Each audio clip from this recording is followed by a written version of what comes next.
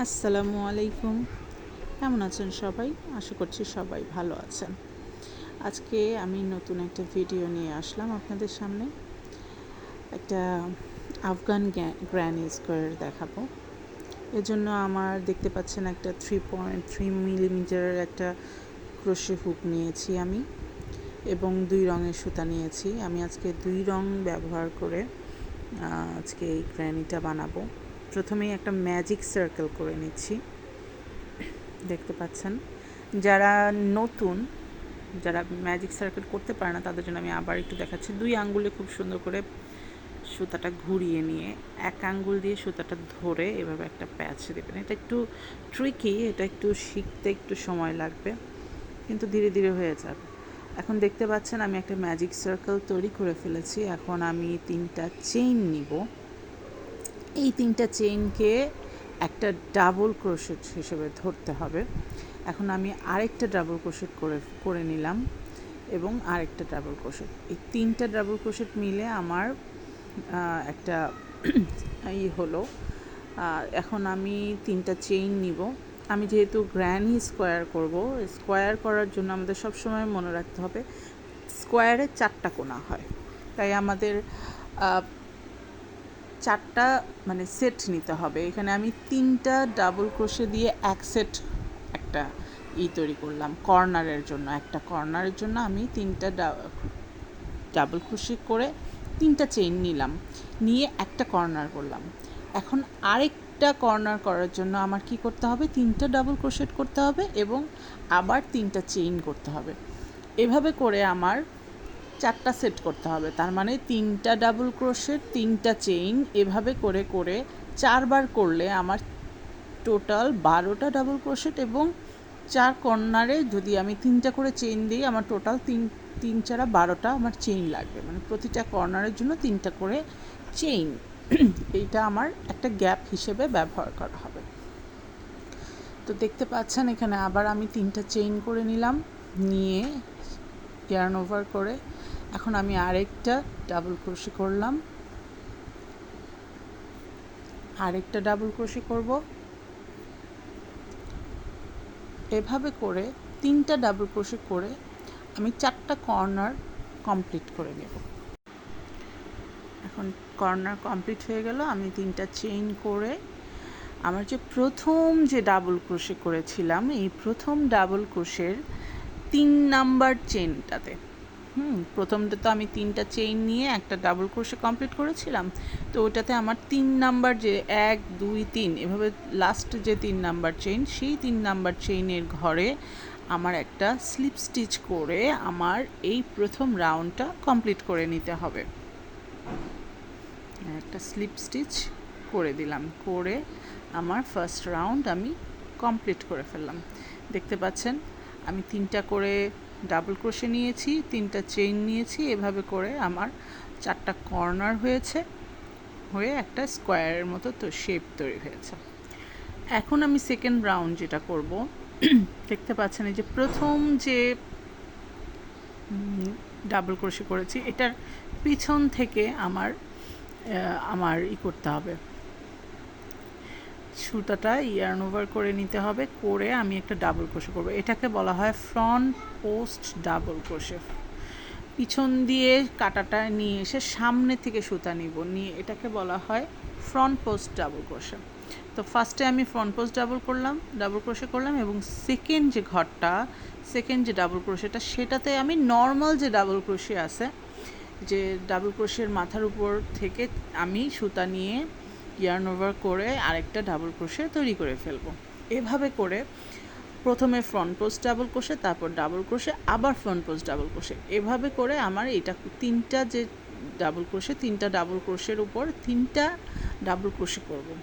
প্রথমটা করলাম front post, দ্বিতীয়টা নর্মাল ডাবল ক্রোশে, এখন করছি আবার ফ্রন্ট পোস্ট ডাবল ক্রোশে। এই হলো আমার 3টা ডাবল ক্রোশের ঘর কমপ্লিট। দেখতে পাচ্ছেন এখন নেক্সট একটা কর্নার চলে আসছে। এখানে নেক্সট কর্নার করতে আমার নর্মাল আমরা 3টা চেইন নিয়েছিলাম। এখন এই 3টা চেইনে যে ফাঁকা স্পেসটা আছে, এই স্পেসটাতে আমি 2টা করে ডাবল ক্রোশে নিব। হ্যাঁ, 1 দুইটা ডাবল ক্রোশে কমপ্লিট করলাম। এখন আমি 1 2 3 তিনটা চেইন নিলাম, নিয়ে একটা স্পেস, কর্নারের জন্য একটা স্পেস তৈরি করব, করে আমি আবার দুইটা ডাবল ক্রোশে করব। তিনটা চেইন নিলাম। এখন আবার সেম ঘরে আমি আবার কি করব, একটা ডাবল ক্রোশে করলাম এবং আরেকটা ডাবল ক্রোশে করলাম। এই আমার হলো দুইটা ডাবল ক্রোশে। তাহলে এখন আমার কর্নারটা কমপ্লিট হয়ে গেল। দেখতে পাচ্ছেন কর্নার কমপ্লিট। এখন আমার কর্নারের মাঝখানে যে তিনটা ডাবল ক্রোশে করেছি সেখানে ওইটা আবার কি করব, প্রথম ডাবল ক্রোশেতে আমি ফ্রন্ট পোস্ট ডাবল ক্রোশে দিব একটা, সেকেন্ড ডাবল ক্রোশেতে আমি নর্মাল যে ডাবল ক্রোশে সেটা করব। নর্মাল ডাবল ক্রোশে যেভাবে করি আমি সেভাবে, আমরা নর্মালি যেভাবে করি সেভাবে করে নিব। এরপরে নেক্সট ডাবল ক্রোশেতে আমি কি করব, একটা ফ্রন্ট পোস্ট ডাবল ক্রোশে করে ফেলব।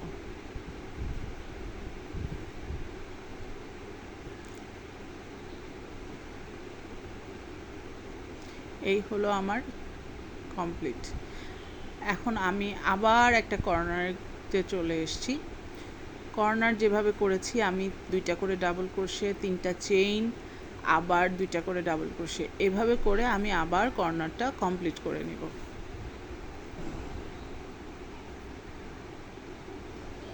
তারপরে কর্নারের পরে গিয়ে একটা ফ্রন্ট পোস্ট ডাবল ক্রোশে দিব, একটা নর্মাল ডাবল ক্রোশে, আবার একটা ফ্রন্ট পোস্ট ডাবল ক্রোশে। এভাবে করে প্রতিটা ঘর যেভাবে আমি কমপ্লিট করলাম, নেক্সট ঘরগুলো সেম ওইভাবে করে কমপ্লিট করব। কমপ্লিট করে আমি আবার ফিরে আসব।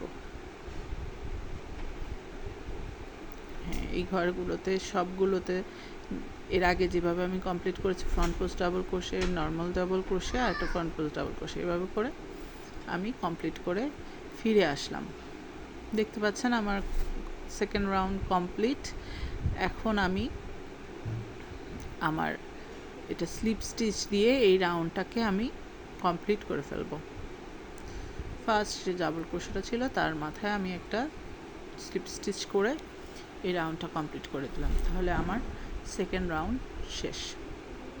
এখন আমি নেক্সট রাউন্ডে যাওয়ার জন্য আমি সুতা চেঞ্জ করব। প্রথমটা আমি করলাম সাদা সুতা দিয়ে, এখন আমি করব একটা বেগুনি রঙের সুতা দিয়ে, ডবল কালার মেনটেন করব। তো এখন আমি আরেকটা সুতা নিয়ে ফেললাম। সুতা চেঞ্জ করার নিয়মটা আপনারা দেখে নেন, আমি কীভাবে করে সুতাটা চেঞ্জ করছি। আপনারা এক একজন এক একভাবে সুতা চেঞ্জ করে, যার যেভাবে সুবিধা সে সেভাবেই করে নেবে। তো প্রথমে আমি যেই ঘরটা ছিল সেই ঘরের মধ্যে সুতাটা ঢুকিয়ে আমি একটা পিছনে যে আগে সাদা সুতাটা ছিল সেটা টান দিয়ে নিলাম, নিয়ে আমি ওটা আটকে ফেললাম। এখন আমি আবার তিনটা চেইন দিয়ে একটা ডাবল ক্রোশে করলাম। এখন আমি নেক্সট ঘরে কি করব, একটা ফ্রন্ট পোস্ট ডাবল ক্রোশে করব। সেম এতক্ষণ আমরা যেভাবে করে সেকেন্ড রাউন্ড কমপ্লিট করলাম, যে একটা ফ্রন্ট পোস্ট ডাবল ক্রোশে, একটা নর্মাল ডাবল ক্রোশে, এরকম করে আমি এই রাউন্ডটাও কমপ্লিট করব।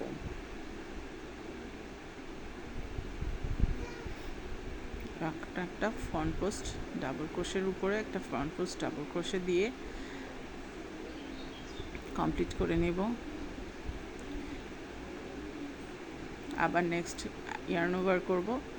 ইয়ার্ন ওভার করে পরের ঘরে আমি কি করব, একটা নর্মাল ডাবল ক্রোশে করে ফেলব। তারপর আবার পরের ঘরে একটা ফ্রন্ট পোস্ট ডাবল ক্রোশে। সুতাটা যে চেঞ্জ করেছি, সুতাটা চেঞ্জ করে যেই সুতা এক্সট্রা সুতাটা আছে সেটা আমরা সুতার সাথে পেঁচিয়ে পেঁচিয়ে পিছনের দিকে দিয়ে টেনে আমরা নিয়ে যাব। এর ফলে কি হবে, ওই সুতাটা আমরা পরে যখন একদম শেষ ইয়েতে আসবে তখন আমরা কেটে ফেলবো।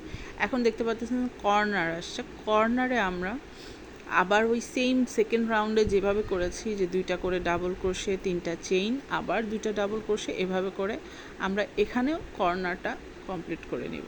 মানে প্রতিটা কর্নারে আপনার যেরকম করে ফার্স্ট রাউন্ডে সেকেন্ড রাউন্ডে যেভাবে করেছি, আপনি যতগুলো ঘর করবেন কর্নারটা আমরা সেমভাবেই মেনটেন করে যাব। তারপরে আবার নর্মাল যে ঘরগুলোতে সেটাতে front post double crochet, normal double crochet, front post double crochet, এভাবে করে প্রতিটা ঘর আমরা কমপ্লিট করব। এখন এই যে নর্মাল ডাবল ক্রোশে করলাম, এখন আবার ফ্রন্ট পোস্ট ডাবল ক্রোশে করে ফেলব, তারপরে আবার নর্মাল ডাবল ক্রোশে। দেখতে পাচ্ছেন যেগুলো ফ্রন্ট পোস্ট ডাবল ক্রোশে করা হচ্ছে সেগুলোতে একটু মানে ঘরগুলো একটু ফুলে ফুলে এসছে, তার মানে কি ওটা কি একটা ফ্লাওয়ারের মতো লাগতেছে, একটা ফুলের মতো ডিজাইন লাগতেছে। তো এখানে দেখাচ্ছি আমি এখানে সুতাটা একটু টান লেগেছে, দাঁড়ান আমি আবার নর্মাল এটা কমপ্লিট করে ফেলি। এটা আমি ফ্রন্ট পোস্ট ডাবল ক্রোশে করেছিলাম, এখন আমি আবার একটা নর্মাল ডাবল ক্রোশে করব, আবার front post double crochet,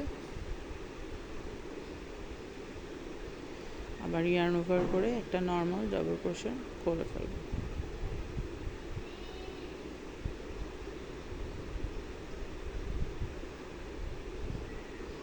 front post double crochet. এখন আবার কর্নারের ঘর আসছে, কর্নারের ঘর আমরা যেরকম একটু আগে যেভাবে করলাম ঠিক সেভাবে করে দুইটা ডাবল ক্রোশে, 3টা চেইন, 2টা ডাবল ক্রোশে, এভাবে করে আমরা কর্নারটা কমপ্লিট করব। প্রতিটা কর্নার এই সেম ভাবেই হবে।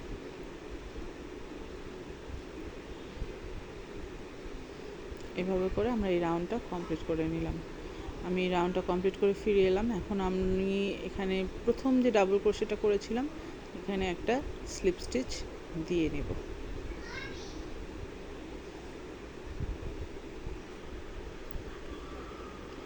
এভাবে করে আমরা প্রতিটা ঘর কমপ্লিট করে আমরা এভাবে এটা তৈরি করে নিতে পারবো। ধন্যবাদ সবাইকে, ভালো থাকবেন।